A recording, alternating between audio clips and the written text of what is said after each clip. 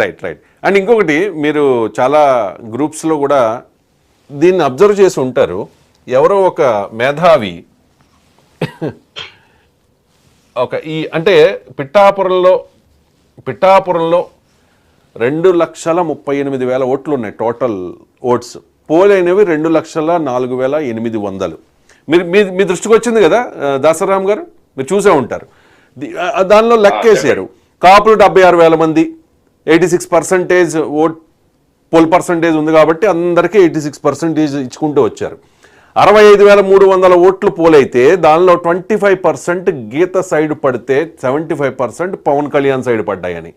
And బీసీల విషయానికి వస్తే 55% గీతకు వేస్తే 45% పవన్ కళ్యాణ్కి వేశారు అని.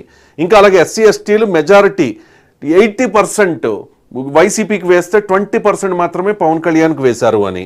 రెడ్లు 80% వైసీపీకి, 20% జనసేనకి. ఇక బ్రాహ్మణ వైశ్య క్షత్రియులు 30% వైసీపీకి, 70% జనసేనకి అని చెప్పి. ఇక ముస్లింలు 90% వైసీపీకి, 10% మాత్రమే జనసేనకు వేశారు అని చెప్పి. దీని లెక్క ప్రకారం చూసుకుంటే మొత్తం వంగ గీతకు వచ్చిన ఓట్లు 1,05,575. పవన్ కళ్యాణ్కి వచ్చిన ఓట్లు 98,935.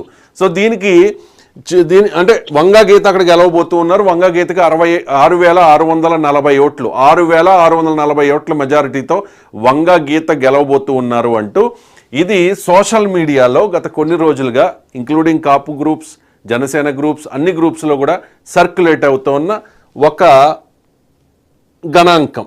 దీని మీద మీ అభిప్రాయం ఏంటి చెప్పండి. పిఠాపురంలో పవన్ కళ్యాణ్ గారు ఓడిపోతే రాష్ట్రంలో ఇంక కూటమి గెలవదు.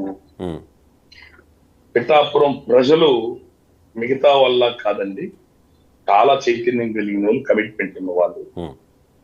అక్కడ ప్రజల్లో వాళ్ళకి అంత సానుకూలం ఉంటే వంగగీత గారు వేదిక మీద ఏడవటం దీనికి, ఆమెకి జగన్మోహన్ రెడ్డి గారు డిప్యూటీ సీఎం ఇస్తానని చెప్పని కొత్త కొత్త పేర్లు పెట్టడం దీనికి అవసరమా? ఆశలు జనాలకి డిప్యూటీ సీఎం అంటే మా రాష్ట్రంలో 5 ఉన్నారులేండి, ఎవరి పేర్లు కూడా తెలియదు నాకు. ఎవరి పేరు వాళ్ళు ఎవరు కానిస్టేబుల్ ట్రాన్స్ఫర్ చేయలేరు, వాళ్ళు ఎందుకున్నారో వాళ్ళకే తెలియదు అనుకోండి. డిప్యూటీ సీఎం ఆ పదవి ఆఫర్ చేస్తాన్నాడు ఆయన. ఆమె ఏడవడం దీనికి, నేను ఇక్కడి నుంచే వెళ్తాను అని చెప్పని.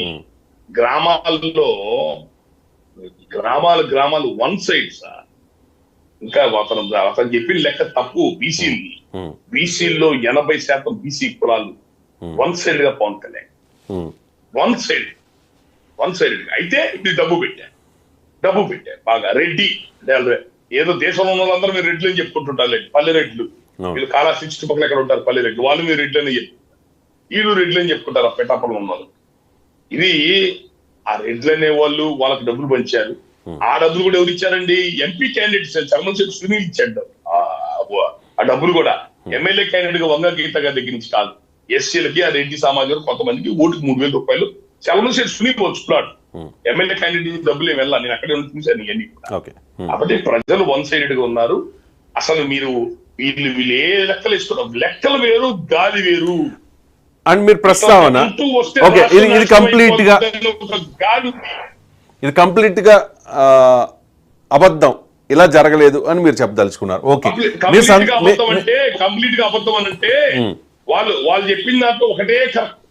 ఎస్సీలు 80%. ఆ ఎస్సీ ఓటింగ్ ప్యాటర్న్ కూడా చివరిలో మారిందా? Okay, SC voting